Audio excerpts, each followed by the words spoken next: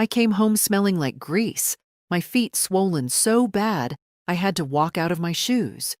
And the first thing my son said was, "Can you keep it down? We're trying to relax." That's when I knew. They didn't see me anymore. Not as their mother, not as a person.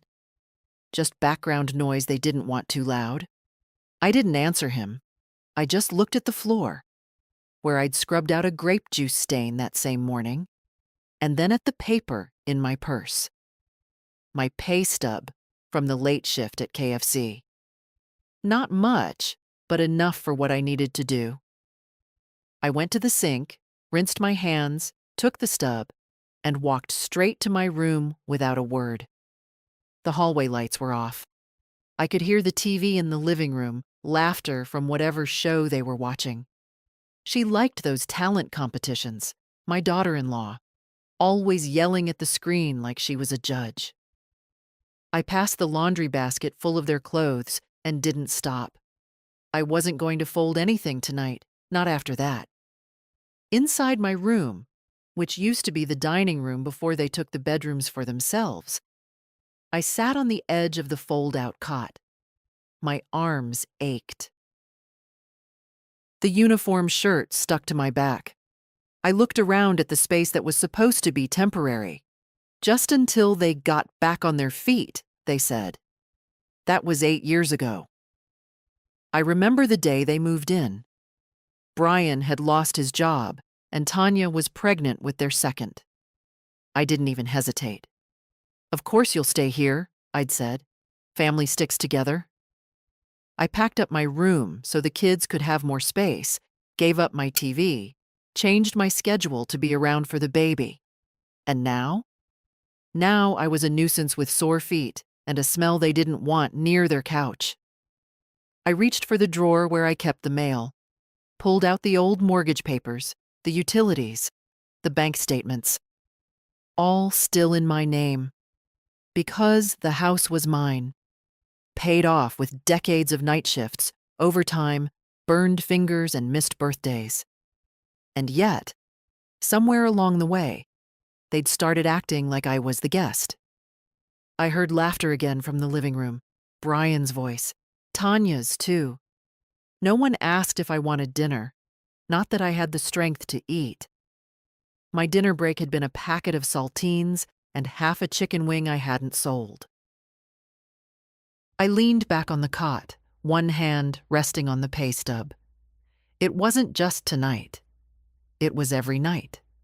The slammed doors, the eye rolls, the complaints about how I folded the towels wrong. Tanya once told me I should stop dressing like a janitor when I got home. I hadn't said a word then either, but tomorrow morning I'd speak. Quietly, at the lawyer's office, and not with my voice, but with my signature. The day they moved in, I remember Tanya had on a yellow maternity dress and a sour expression, like my house already disappointed her. Brian carried in a box labeled important, and the first thing he did was ask where the outlets were so he could plug in their Wi-Fi router.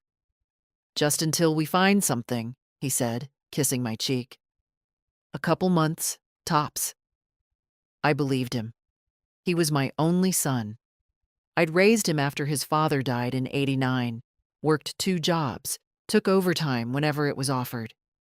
He'd been a sweet boy once, shy, loved puzzles, used to crawl into bed with me during thunderstorms and ask about the stars.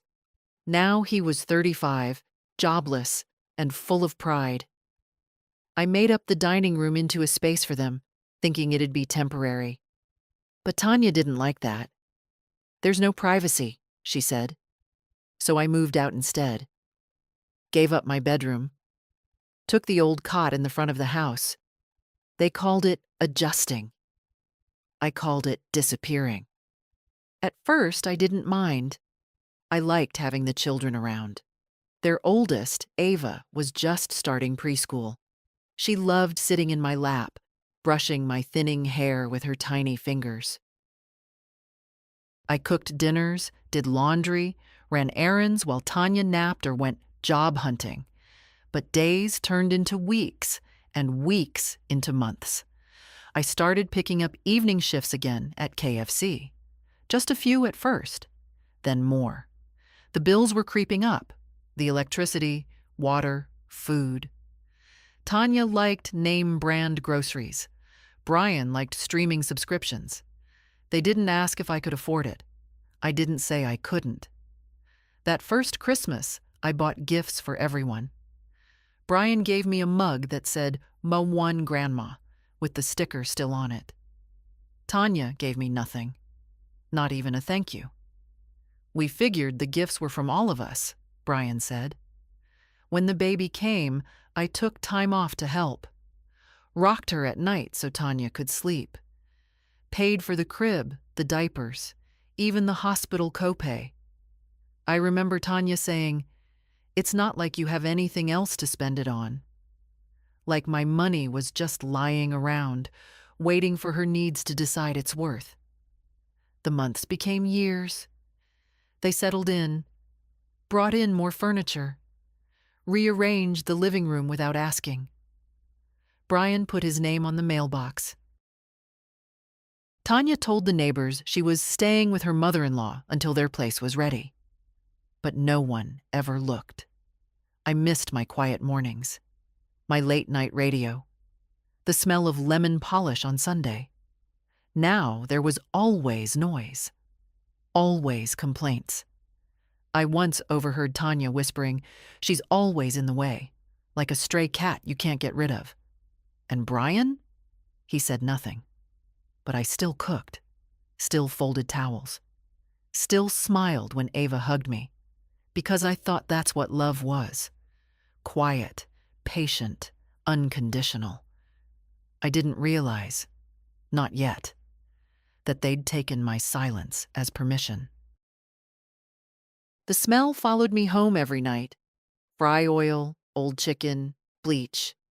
No matter how many times I showered, how much lavender spray I used, it clung to my skin like a second name. Sometimes I'd stop just outside the front door, breathe in the night air, and try to convince myself that it was okay, that this was normal. Inside, the house was always warm and crowded, toys scattered across the floor, Tanya's shoes by the couch, Brian's gaming headset draped over the armchair I used to sit in. They'd taken over every corner, the kitchen, the hallway closet, even my bookshelf. My things slowly moved out to the garage, unimportant, out of sight.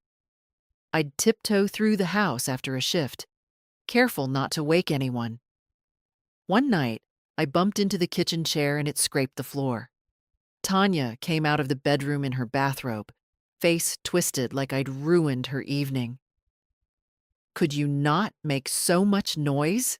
she hissed. "Some of us have early mornings." I almost laughed. She hadn't had a job in years. That night, I didn't sleep much. I stared at the ceiling and counted how many hours I'd worked that week. 36. All evening shifts. All spent wiping counters, refilling sauces, bagging orders with a smile, while teenagers barked complaints and managers hovered behind me, saying, "Pick up the pace, Geraldine." I hadn't told them at home how many shifts I took. What was the point? They'd never asked. Tanya once told me, "You should be grateful you've got something to do at your age. Most women just rot in front of the TV." She said that while I was carrying 4 bags of groceries she'd requested, oat milk, gluten-free waffles, organic fruit pouches for the kids, I'd used coupons, put back the salve for my arthritis to afford it, and still I brought it home with a smile. One evening, I came in late, past 10. My arms sore from the fryers, and they were all on the couch watching a show, laughing, snacking. The lights were dimmed. My favorite blanket, the one I used for years, was under the dog, Tanya's little mutt that wasn't housebroken. Brian looked up briefly and said, Oh, hey, then turned back to the screen. I stood in the doorway, holding my purse, my lunch container still full. I hadn't eaten. We were slammed that night, and breaks got skipped. My back felt like someone had taken a bat to it. I cleared my throat. I think the sink's clogged again. Tanya didn't even look up. Can it wait till morning? We're trying to relax. Brian added, and maybe wash your uniform before coming in next time? The smell's a lot. The smell. I wanted to scream, it's your dinner. It's your electricity. It's your roof. But I didn't. I just stood there, holding my purse and dignity like a shield, and nodded. Later that night, I washed my uniform by hand in the garage sink. My fingers ached from the cold water. I didn't want to run the washer. It made too much noise. God forbid I disturb their sleep. While the shirt soaked, I sat on an old paint bucket and looked around. Boxes of their things lined the shelves. Decorations, baby clothes, Tanya's wedding dress in a dry cleaner bag. My stuff? A small crate in the corner, old photo albums, my mother's Bible, a few letters from Harold, written in the early years of our marriage. I reached for the Bible and opened it at random. A verse stared back at me. Do not cast your pearls before swine. I didn't believe in signs, not really, but the words settled into my bones. I'd given everything, my time, my money, my patience, and received crumbs of civility in return. And now even my smell offended them. That night, for the first time in years, I didn't set an alarm. Didn't get up early to make their breakfast or pack the kids' lunches. I slept, and when I woke up, I called the lawyer. You're too soft on them, Loretta said, sipping her tea like it was a weapon. She was my neighbor for over 20 years, still lived 2 blocks down, and never minced words. If I let my daughter talk to me the way yours does, I'd be in the ground already, from shame or stroke. We sat on her porch that Saturday afternoon, the kind where the sun heats your scalp and the shadows stay sharp. I'd stopped by after picking up groceries. Just an excuse to not go home, to not carry bags into a house where no one helped unload them. They're just going through a hard time, I said, like I always did. But even I didn't believe it anymore. Loretta raised her eyebrows, the way she always had when I was lying to myself. 8 years is a long, hard time, she said. I stared at her white wicker table, at the bowl of grapes she'd set out between us. Everything in her house was still hers, her rhythm, her rules. She didn't have people walking over her, taking up space and calling it help. I don't want to cause a scene, I said quietly. They've got the kids. They don't have anywhere else to go. Loretta leaned in. Honey, you think you're protecting them, but what you're really doing is letting them bury you alive, inch by inch. That silenced me, because deep down, I knew she was right. I'd been excusing, explaining, absorbing, not protecting, erasing. I called a lawyer, I said, barely above a whisper. Loretta blinked. You did? Just to ask questions, about rights, property stuff. Nothing more. Yet. She put her tea down and looked me straight in the eye. Good. That night, I came home and found the kitchen trashed. Sauce splattered on the stove. Empty juice boxes on the counter. My mixing bowl in the sink, crusted with pancake batter. And a note stuck to the fridge. Mom, can you clean up before Ava's friends come over tomorrow? Thanks. No name, no please, just orders. I stood there a long time, the grocery bags still in my hands. My shoulders heavy, not just with weight, but with years. I walked to my room, sat on the cot, and stared at the ceiling. No one knocked. No one asked if I needed help. No one even noticed I was home. In the silence, I remembered something Harold once told me, back when we'd just moved into the house. I was scrubbing the bathroom tiles while pregnant with Brian. He came in, took the sponge from my hand, and said, "This house isn't just walls, Jerry. It's your bones. Don't ever let anyone take it from you." I'd forgotten that. Until now. The next morning, I went into town and met with Mr. Levine, a quiet, balding man with a kind voice. He offered me coffee. I declined. "I need to know how to protect myself," I said, laying out the pay stub and utility bills. "My name's on everything, but they live there like it's theirs." He listened, asked questions, took notes. "You're within your rights to ask them to leave," he said. "You're the sole owner of the property. They have no legal claim." "And if they refuse?" I asked. "We can begin formal eviction. It'll take time, a few notices, some paperwork, but it's doable. And I'll handle everything." I sat there, holding my purse in my lap like a lifeline. "I'm not doing this out of anger," I said quietly. Mr. Levine smiled gently. "Most people don't. Most people do it because they've been pushed too far for too long." He handed me a folder.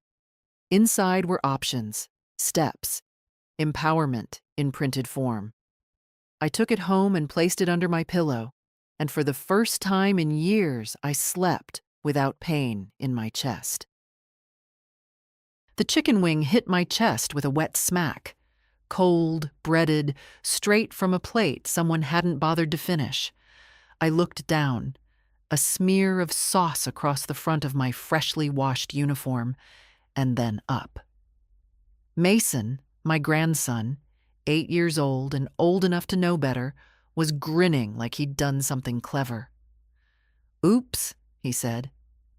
Ava giggled behind her phone. He was aiming for the dog.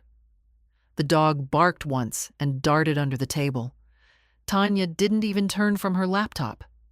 "Mason," she said absently, "don't throw food. It's wasteful." That was it. No apology. No acknowledgement. I stood there, tray in my hands, having just brought out dinner for everyone. Baked chicken, mashed potatoes, green beans. No one had helped. No one had thanked me. I put the tray down on the counter slowly, picked up a paper towel, and dabbed at the stain. It was already setting. Grease and tomato sauce. Great. Brian walked in then, sniffed the air. "Something smells off." I didn't answer. I wanted to tell him it was his son's behavior, that what stank wasn't dinner but entitlement, but I just kept dabbing the spot. "You okay, Ma?" he asked, barely glancing at me. I nodded, because the truth was, I was past not okay. I was something else. Numb, maybe. Or maybe I'd finally hit the wall I'd spent 8 years inching toward. That night I took the uniform off in the garage again. Washed it in silence. My fingers cramped as I wrung it out.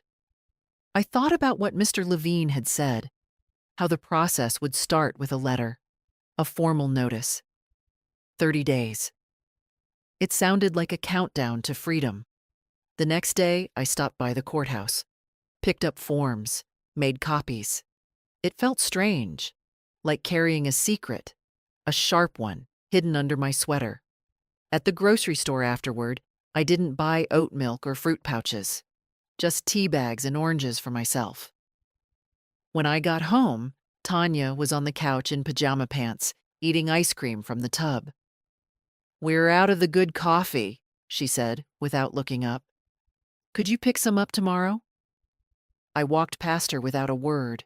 In the bedroom, I opened the file again, stared at the language. Notice to vacate. Legal occupant. Failure to comply.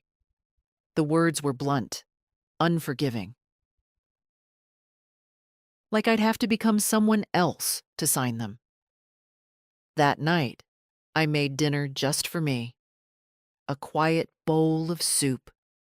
Ate it in my room with the door closed. The laughter from the living room felt far away, like it was happening in a house I didn't belong to anymore. At some point, Mason knocked. "Grandma, can I have ice cream?" "You'll have to ask your mother," I said. He looked confused. "But you always—" "Not anymore." He blinked at me like I'd said something in another language, then turned and ran. Ava came in later, indignant. "Why'd you upset him?" I looked at her. A girl I used to rock to sleep, whose little hand had once clung to mine like I was her entire world, and said nothing. Just closed the door. For the first time since they moved in, I put the lock on. The next morning, I mailed the notice. Certified mail, return receipt requested. When I got back, Brian was pacing in the front yard, phone to his ear. "I'm telling you, man, she's acting weird lately. Maybe she's got dementia or something." I walked past him. He didn't look at me, and I thought, you're going to see just how clear my mind really is. The restaurant buzzed like a hive, headsets chirping, timers going off, the fryer spitting oil like it had something to say. I moved through it all on autopilot, tying bags, calling out orders, smiling just enough to pass. My body hurt in places I no longer listed. Shoulders, knees, wrists. By now, it was simpler to count what didn't ache. "Geraldine, you good?" Marcus, one of the new hires, barely 20, leaned on the counter beside me during a slow stretch. "You've been quiet today." I wiped my hands on my apron and nodded. "Just thinking." He whistled low. "Man, I don't know how you do it. My feet are killing me, and it's only my third shift." "You get used to it," I said, though that wasn't quite true. "You didn't get used to it. You just stopped complaining. There was no one to hear it anyway." "Still," he said, looking at me like I was some kind of ancient warrior, "you shouldn't have to be working this hard." I smiled faintly. Life doesn't ask what you should or shouldn't have to do. It just hands you a tray and says, "Keep moving." He laughed. "That's deep, Ms. Jerry." I didn't feel deep. I felt like my back was made of rusted metal and someone had dropped a bowling ball on my ankles. But I kept standing, because standing meant I wasn't lying flat somewhere, forgotten. During break, I sat alone in the back room. Everyone else scrolled their phones or complained about customers. I ate my sandwich quietly, rereading the confirmation email from the post office. The eviction notice had been received. 30 days. 29 now. I should have felt something big. Triumph, fear, doubt. But mostly, I felt calm. A strange, unfamiliar calm. Like I'd finally stopped treading water and decided to swim. Toward something, even if I didn't know what. The night went on. Orders kept coming. At one point, someone spilled a tray of drinks and I bent down to help mop it up. My knees cracked loudly. Marcus winced. "That sound came from you?" "Don't act so surprised," I said, chuckling. He grinned, then hesitated. "Hey, can I ask something personal?" I looked up. "You got kids?" The question landed harder than I expected. "Yes," I said simply. He nodded like he'd guessed. "They help you out? Like, with stuff?" I straightened up slowly. "No, they live with me. I help them." He blinked. "Oh, that's cool, I guess." Cool. I didn't correct him. Didn't say, "They've taken everything I've offered and forgotten to say thank you." Didn't say, "I'm working this shift so they can watch Netflix on my electricity and sleep in beds I gave up for them." I just said, "Yeah," and went back to wiping down the counter. By closing time, I was exhausted down to the marrow. The manager offered to walk me to my car. I declined. My car wasn't there. I'd taken the bus again.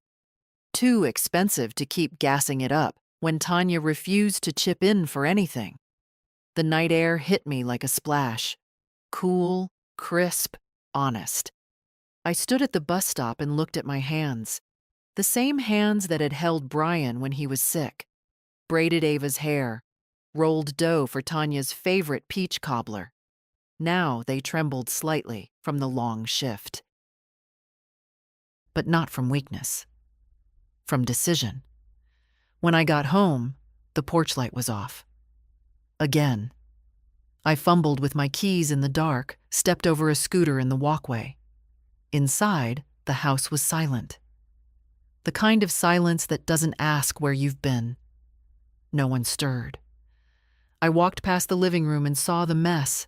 Empty soda cans, socks on the floor, someone's greasy plate on the coffee table. I didn't clean it.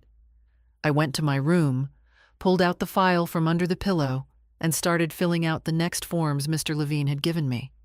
The countdown had begun, and I wasn't backing down.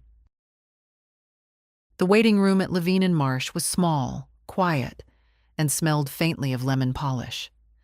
I sat on a stiff gray chair, hands folded in my lap, papers stacked neatly in my purse. Across from me, a man in a blue suit scrolled his phone, oblivious. I wondered if he could tell that today was different for me, that this wasn't just another errand, that this was the first real step. Mr. Levine called me in promptly at 10. His office was tidy, lined with books that looked touched, not just for show.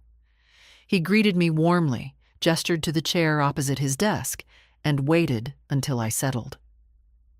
"You ready to begin?" he asked. I nodded. He opened a folder labeled with my name. "We've got confirmation of receipt on the 30-day notice. That clock is officially ticking." I exhaled slowly. "And if they don't leave?" "Then we file for formal eviction," he said, calm, professional. "It can take a few more weeks, maybe a month, but the law is on your side." I stared at my hands, the skin thinner now, the veins like riverbeds. I've never done anything like this, never taken something from someone. "You're not taking," he said. "You're reclaiming." I didn't respond.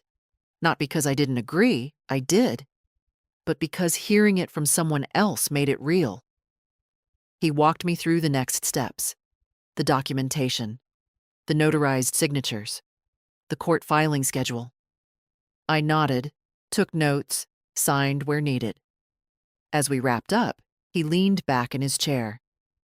"You sure you're okay with this?" I looked him in the eye.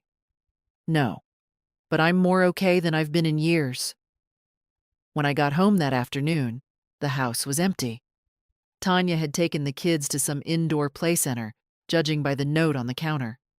Brian was probably working a gig, which usually meant playing cards with his friends. I made myself tea, sat at the kitchen table, and opened the folder. Everything was in place. The legal backbone of a decision I'd made in silence, standing at a grease fryer, wondering when exactly my voice had stopped mattering. I didn't hear the front door open, but I heard Brian's voice soon after. He was on the phone, laughing, talking loudly as he walked in. "Yeah, she's out, I think. Probably off buying more soup." "You know how she is." He stepped into the kitchen and froze when he saw me. "Oh, hey, Ma," he said, slipping the phone into his pocket. "Didn't know you were back." "I had an appointment," I said. "Doctor?" "No." He waited, but I didn't explain further. Just sipped my tea and looked at him. Something about my stillness must have unnerved him. He scratched the back of his neck. "You okay?" "I'm fine." A pause. Then, "Look, if it's about the dishes or whatever, I was gonna—" "It's not." He stood there, shifting his weight, like a boy again, caught in some mischief. "You're mad about something." I raised an eyebrow. "What would I be mad about?"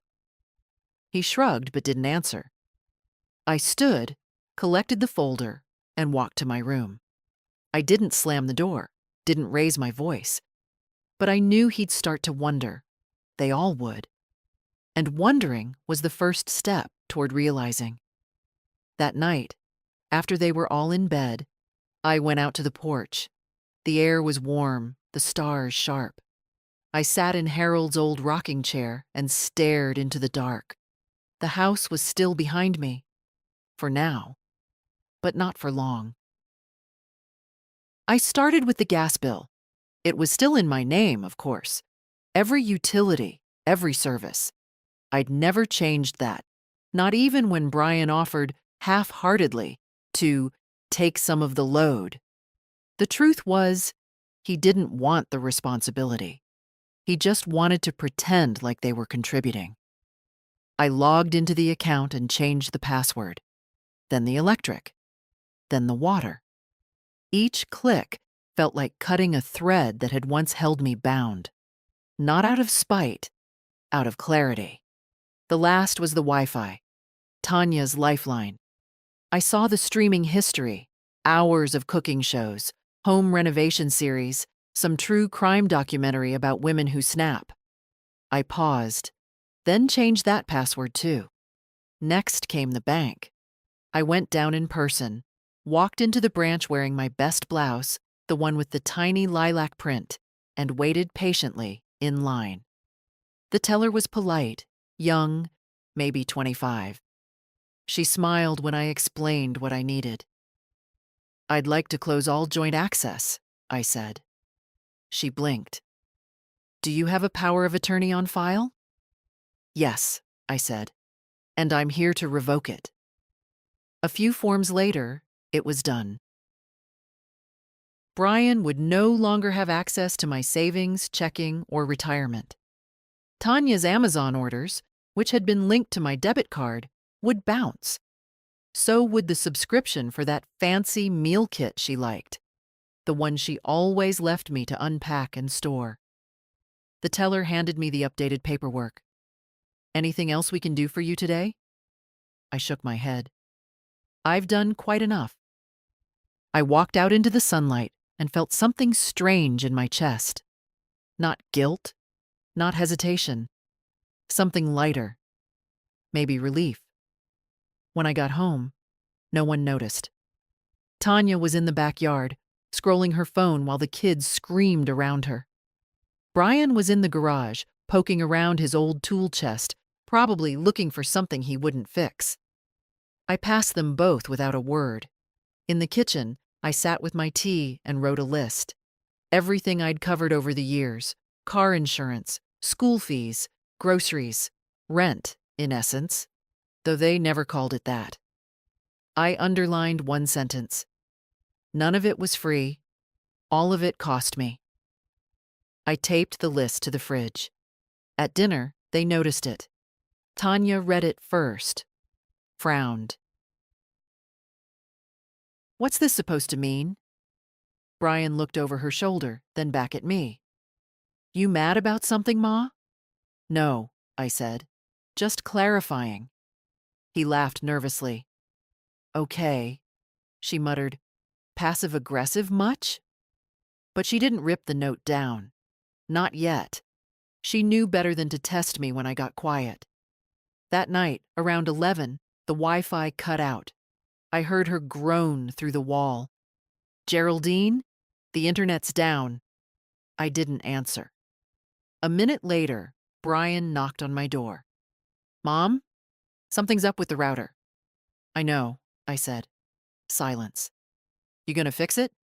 "No," I said, calm. "It's no longer in service." A beat. "What does that mean?"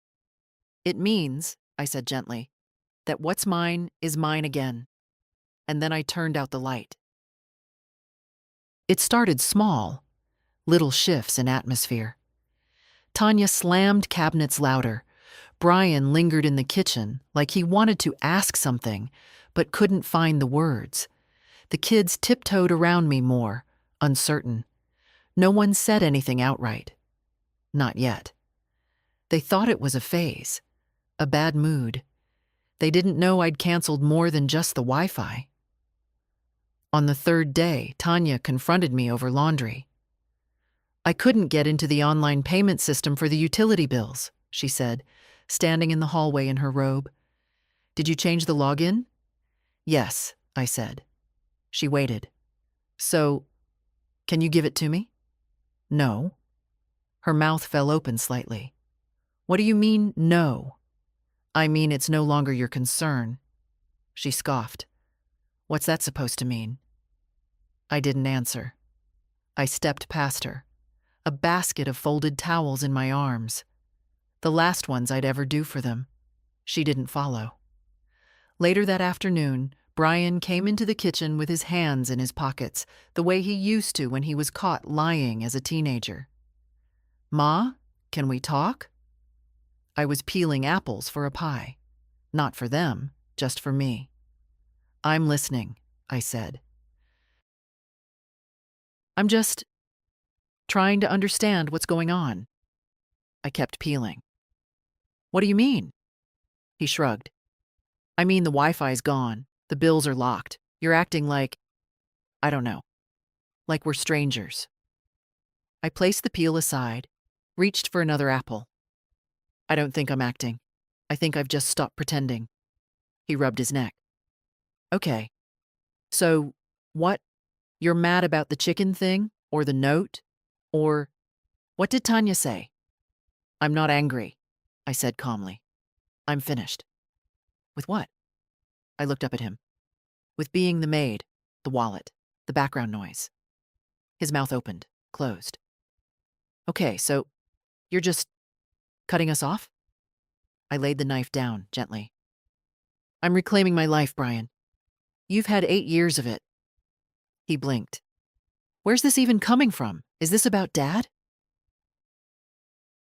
That stopped me. I stared at him. Don't bring your father into this. He'd be ashamed of how you've treated me. Brian flinched. Good. Some things needed to be said. Later that night, they had a conversation in the bedroom. I heard the muffled voices. Tanya was angry. Brian kept saying, calm down. At one point, the door opened and she stormed out, brushing past me in the hallway. You want war, Geraldine? She hissed. Fine. I went back to my tea. War? I'd already won. The next day, she posted on Facebook, some people forget what family means, but God sees everything. I didn't reply. Brian knocked on my door around dinner time. We need to talk. All of us. I met them in the living room. The kids were at the neighbors. Tanya sat stiff-backed. Brian paced. You're making this house really uncomfortable, he said. It's my house, I replied. Right. And you're throwing that in our face now? After everything we've done for you? I tilted my head. What exactly have you done for me? He hesitated. Tanya jumped in. We've been here. We've supported you. We've kept you company. Supported me? You'd be alone otherwise, she said, folding her arms. I nodded slowly. Yes, I'd be alone, with quiet, respect, and clean sinks. Brian held up a hand. Look, let's just be reasonable. I was reasonable for 8 years, he exhaled. So what? You want us to leave? I've already started the process. Their faces changed then. Real fear. Tanya's jaw clenched. Brian looked like someone had slapped him. You... what? He asked. Eviction, I said. 30 days, 20 left. Tanya stood up. You're insane. No, I'm awake. I left the room and closed the door behind me. They could rage, post, gossip. It didn't matter. Because the house had started to feel like mine again. The letter came on a Thursday. Plain envelope, court seal in the corner. I placed it neatly on the hallway table where I knew they'd see it. I didn't hide, didn't wait. I just brewed my tea and sat by the window, watching the maple tree sway gently outside. Brian found it first, I heard the rip of the envelope, the shuffle of papers, the sudden intake of breath. "Mom," he shouted, "what the hell is this?" I didn't move. A moment later, he was in the kitchen, waving the paper like it was on fire. "You're suing us? You filed for eviction?" I looked at him. "I warned you." "You didn't warn us. You didn't say you were serious." I didn't think I needed to say it again. He paced the kitchen floor like a caged animal. "Where are we supposed to go, huh?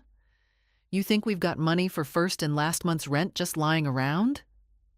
I raised my cup. "You've had 8 years."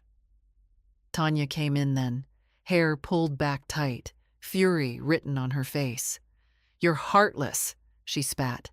"After all we've done." "Stop," I said, quiet but sharp. "Don't say that again. Don't pretend you've given more than you've taken." She opened her mouth, but I didn't let her speak. "You live in my home, eat my food, spend my electricity.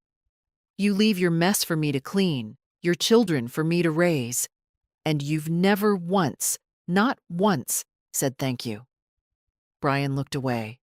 Tanya's jaw tightened. "You want us homeless?" she hissed. "I want you out of my house," I said. "You can call it whatever you like." They stormed out of the room. For a moment, the silence rang like a bell. Later that night, I found a note on my door, hastily scribbled in Tanya's messy print. "You're going to regret this when you're old and alone." I read it, folded it, threw it away. That weekend, they stopped pretending. No more forced small talk.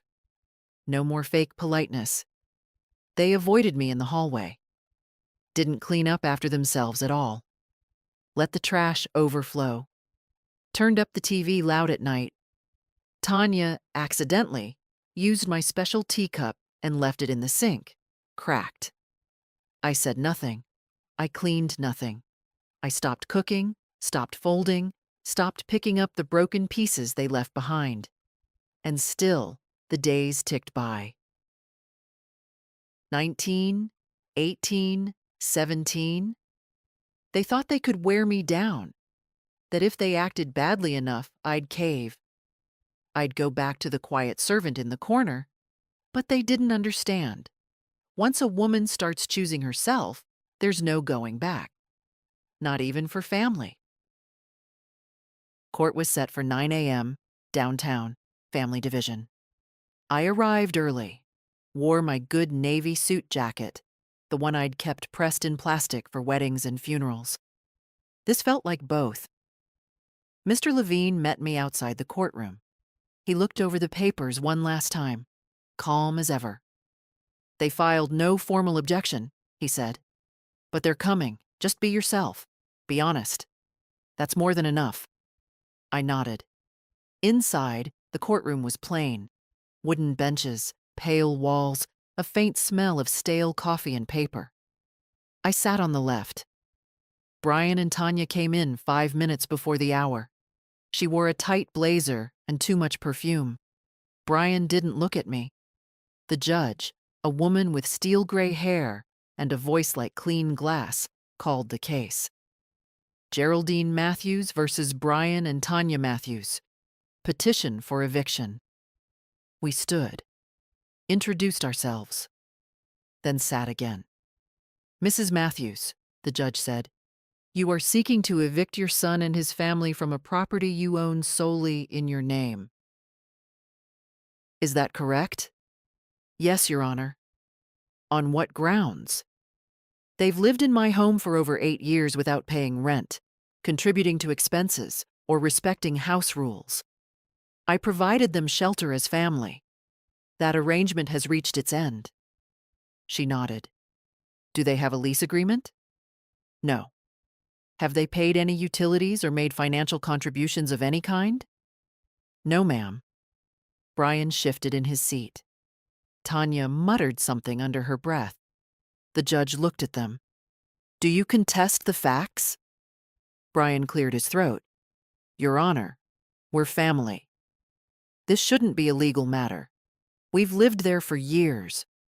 My mother never said she wanted us out. Not until recently. The judge raised an eyebrow. Did you assume you had permanent rights to her property? No. I mean, we thought we had time. We've got 2 kids. We didn't expect.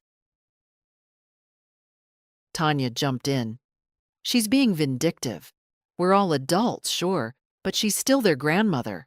Doesn't that count for anything? The judge looked back at me. Why now?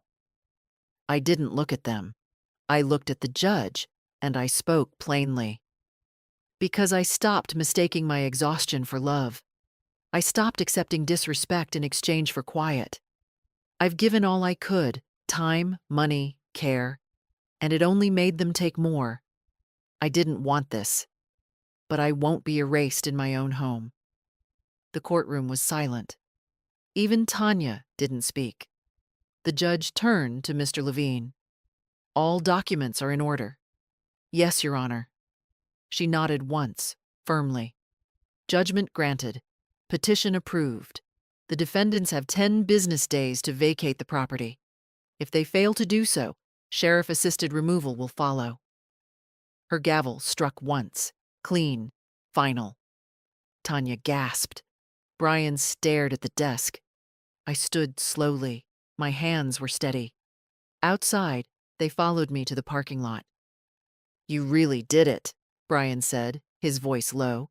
You actually went through with it. I did. We're your family, Mom. I'm aware. Tanya folded her arms. You'll be sorry when you're old and alone. I met her eyes. I've been old for a while, Tanya, but I haven't been alone. Not until you moved in. They didn't follow me to the car. I drove home in silence. No music, no talk radio. Just the sound of the engine and the wind. When I turned onto my street, I saw the maple tree in front of the house, the one Harold planted after Brian was born, swaying gently in the afternoon breeze. The house stood there, waiting. And for the first time in years, it felt like it was waiting for me. The moving truck arrived at 8:42 a.m. It was one of those rented ones, paint peeling from the side, engine coughing as it backed into my driveway. I stood by the kitchen window, mug in hand, watching them pile things into the back. Boxes, laundry baskets, 2 bicycles with bent wheels. Tanya barked orders while scrolling her phone. Brian carried things one at a time, slow, like if he moved slowly enough, the clock might reverse. No one knocked on my door. No one asked to borrow tape or a hand. It was better that way. I'd cleared the hallway already, moved my things, what little I had, back into the bedroom I gave up 8 years ago. The cot in the dining room was folded and covered, waiting to go to Goodwill. I had vacuumed that morning. Not for them, for me. Around 10, I heard footsteps approach the kitchen. Brian stood in the doorway, arms crossed. He looked smaller somehow, not in size, but in stature, like the weight of consequence had finally landed. We'll be out by noon, he said. I nodded. You sure this is what you want? I met his eyes. It's what I need. He shifted his weight. The kids don't understand. They will, I said softly. One day. He nodded, jaw tight. You won't even say goodbye? I've said goodbye, Brian. More times than you noticed. Every night I came home from work and you didn't ask how I was. Every time I made dinner and ate alone. Every birthday you forgot. Every kindness you treated like a service owed. He looked away. I'm not angry, I added. I just won't disappear for you anymore. He left without another word. By 11:30, the house was quiet again. The truck door slammed. I heard Tanya shouting for Ava to buckle her seatbelt. The car engine started, then paused. Then a knock. I opened the door. Ava stood there. my oldest grandchild. 10 years old now, hair in a braid I used to do for her before school. She looked up at me, eyes uncertain. Grandma? Yes, baby. Can I have a hug? My throat tightened. I stepped out onto the porch and wrapped her in my arms. Where are you going? I asked gently. She shrugged. Mom said we're staying with a friend, but it's a small house. I knelt to her level.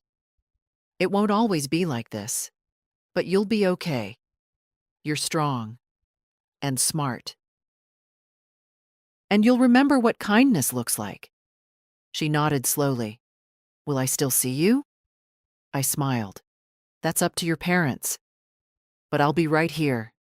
This is still my home. She hugged me again, tighter this time.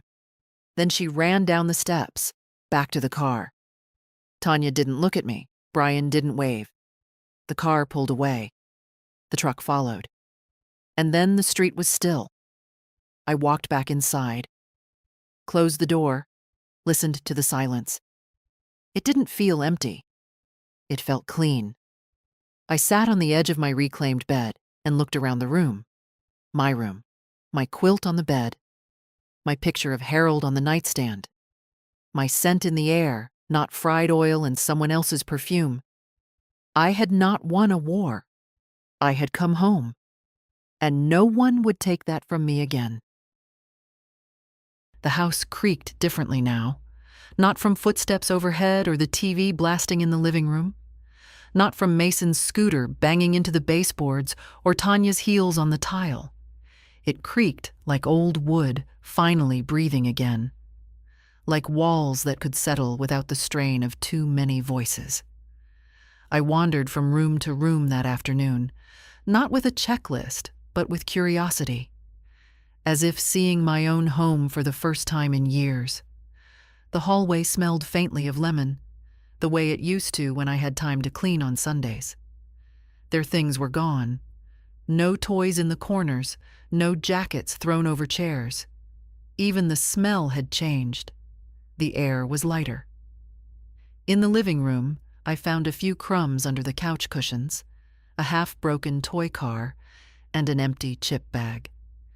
I picked them up calmly, like closing a chapter with my hands. No anger, just quiet. The fridge was nearly bare. I hadn't done a proper grocery trip in weeks, too caught up in documents, steps, decisions. I opened the door and made a list out loud, just for myself. Eggs, milk, not oat, real milk this time. Apples, maybe some peanut butter. I laughed softly. It sounded strange in the quiet. The dining room was empty now, the cot folded, the makeshift shelves taken down. I stood in the center, remembering nights I'd laid there, listening to Tanya whisper complaints into her phone. Mornings I'd woken before dawn to make lunches that went unthanked. I didn't regret any of it, but I wouldn't repeat it. The kitchen sink gleamed. I'd scrubbed it after they left, not out of habit, but as a kind of ritual. I polished the faucet, put the good tea towels back on the hooks, the ones I kept in the drawer because Tanya thought they were too old-fashioned. It was all old-fashioned now. The pace, the quiet, the dignity. That evening, I sat on the porch with a cup of mint tea. The same rocking chair Harold used to claim as his own. The air was cool, touched with spring. Across the street, the neighbor's porch light flickered on. Loretta's car wasn't in the drive, probably off at her daughter's. I'd tell her everything later. Not now. Now was just for me. I closed my eyes and listened. Not for voices, but for the lack of them. No cartoons blaring, no stomping, no sighing from behind doors. Just wind in the maple branches, distant birds, the occasional bark from someone's dog 2 streets over. It was almost too peaceful, but only almost. When the sky dimmed, I came inside, turned on one lamp in the living room, and pulled out the old quilt I'd made back in '95. Blue and yellow squares.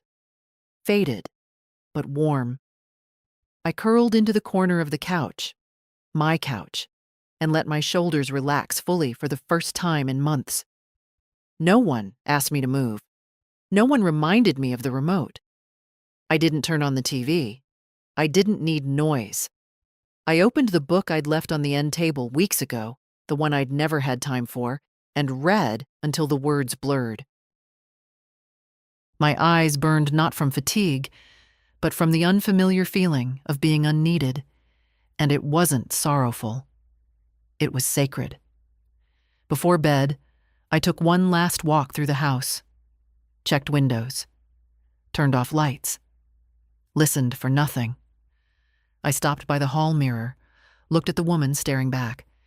She didn't look triumphant. She looked, returned, to herself, to her space, to her name. Geraldine. Not Ma. Not Mom. Not could you. Just Geraldine. And she was enough. The letter came on a Wednesday. A real letter. Paper, envelope, handwriting. Not a bill, not a flyer. I hadn't seen my name written in pen in a long time. Aunt Geraldine, in soft cursive, blue ink. I brought it inside like something fragile. Sat at the kitchen table, put on the kettle, and opened it with care. Dear Aunt Geraldine, I hope you're well. I've been thinking about you a lot lately. Mom said she saw Tanya's post online, and I realized I hadn't reached out in far too long. I don't know what happened exactly, but I know you, and I know you don't act without reason. I'm writing to ask something, but only if it feels right for you. I'm finishing my nursing program next month, and I'm looking for somewhere quiet to stay while I prepare for exams and figure out what's next. Would you consider letting me stay with you for a while? I can pay rent, help around the house, cook, anything you need. Mostly, I just want to be near someone who feels like home. Love, Mel. I read it 3 times. Mel, Melissa, my sister's daughter. I hadn't seen her in 2 years, not since her mother's funeral. She'd grown quiet since then, but not cold. I remembered her as a child, always watching, always thinking. She'd help me make cookies, ask deep questions about life while stirring batter. I used to say she had an old soul. Maybe it was just a kind one. I sipped my tea and let the idea settle. The house didn't feel lonely. It felt mine. But there was room. More than enough. And maybe it wasn't about filling it. Maybe it was about sharing it with someone who wouldn't try to claim it. Later that afternoon, I called her. She picked up after 2 rings. Hi, Aunt Jerry. Hello, baby. Got your letter. She sounded nervous. Yeah? I wasn't sure if... You're welcome, I said. You always were. Silence on the line. Then a small, honest breath. I can help with groceries, she said quickly. And clean, and I'll stay out of your way. You don't have to sell yourself to me, Mel. Just bring yourself. That's enough. She exhaled.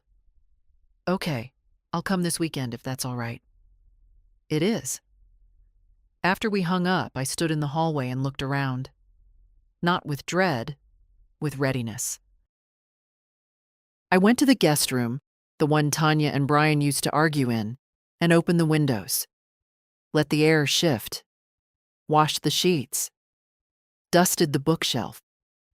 I found an old lamp in the garage, one with a floral base Melissa once said looked like something from a fairy tale. I cleaned it, placed it by the bed. When I finished, I stood in the doorway and looked at the space. It didn't feel like recovery. It felt like welcome. That night, I cooked something I hadn't in years. Chicken and dumplings, just for myself, but I made enough for 2. The recipe was in my head, passed down from my own mother, who used to hum while she stirred. I didn't hum, but I remembered. As the stew simmered, I set the table for two. No one came yet. But I didn't feel foolish. I felt ready. By morning, I'd gone through the closets, found old towels, set out extra hangers. There was joy in it. Not urgency, not servitude. Joy. Because this time, no one was taking anything. And what was given would be chosen.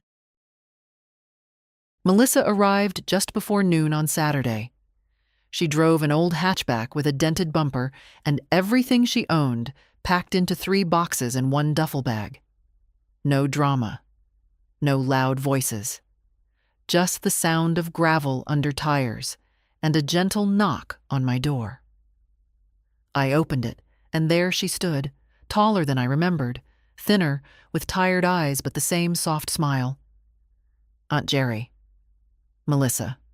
We hugged on the porch, no tears, just warmth. Inside, she walked slowly through the house, taking it in. She didn't say much, just looked. At the newly cleared living room, the kitchen with its quiet hum, the guest room now hers. She ran a hand over the quilt I'd laid out, the one my mother made in the 70s. It's beautiful, she said. I shrugged. Just old fabric. She looked at me. You kept it. I keep what matters. That night, we had dinner at the table. 2 plates, 2 cups. No TV blaring, no arguments in the hallway. Just 2 women, different generations eating in peace. She asked about Harold. I told her stories. She laughed at the one about the raccoon in the garage and how he tried to chase it with a broom, swearing like a sailor the whole time. She asked about her mother. I gave her the truth, not the glossy version, the stubbornness, the loyalty, the way she always cut the crust off her toast, even at 40. I miss her, Melissa said quietly. I do too. Later, we did the dishes together. No one asked. It just happened. In the days that followed, she settled in like someone with respect. For space, for rhythm, for silence. She cooked once a week, helped in the yard, offered to take the trash out without being asked. Not to earn her keep, just because she saw the work. One morning, I found a sticky note on the fridge. Don't touch the groceries. I'm buying them this week. Sit down. You've earned it. I chuckled, peeled it off, and saved it in my drawer. It wasn't perfect. She had her own stresses. Late nights with textbooks, sighs at her laptop when the loan payments came due. But we shared the space like grown women. No one owed. No one begged. Just 2 people living side by side, choosing to care without swallowing themselves.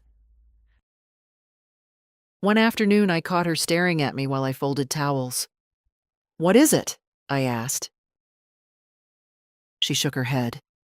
I just keep thinking how different it must feel now, not having to, I don't know, carry everything. I nodded. It feels like breathing in a room that used to be full of smoke. She said nothing for a while. Then, do you regret it? The eviction? No? Not even a little? I looked out the window. The maple tree was full again.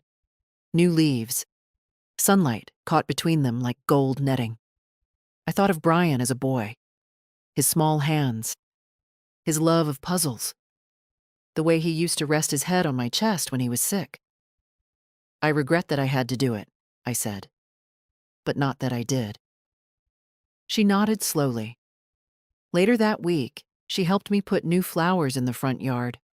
Marigolds, like the ones I had in '92. She brought gloves for both of us.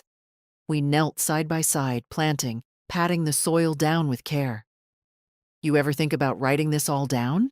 She asked, brushing dirt from her sleeves. What for? People need to hear stories like yours. Real ones. Not just revenge tales or sad endings. Stories with backbone, with choice. I smiled. Maybe. But stories like mine don't shout. They sit quiet in kitchens, in rocking chairs, in silence that used to be noise. She stood, brushed off her jeans. Still, I think you should tell it. Or I will, I laughed. Then make sure you get the smell of the fried chicken right. Now, the house is steady again. Melissa passed her exams. She'll be moving into her own apartment next month. Not because I asked her to, because she's ready. But she says she'll come by Sundays. She wants to keep the tea ritual going. I believe her. Sometimes I sit on the porch and think about everything that happened. The years I gave away. The voice I nearly lost. The night I stood in the garage, hands in cold water, and decided I wouldn't be invisible anymore. And I'm glad I chose me. If you're reading this, maybe you're standing in your own hallway. Maybe your voice has been quiet for too long. Maybe you've been mistaken for furniture in your own life. Let me say this plainly. You're not too late. You're not too old. You're not asking for too much. You can take it back. Your room, your name, your place at the table. Start with one no, or one signature, or one truth spoken out loud. The rest will follow. And if this story meant something to you, share it. Leave a comment. Let someone else feel less alone. We're not invisible. We're just getting started.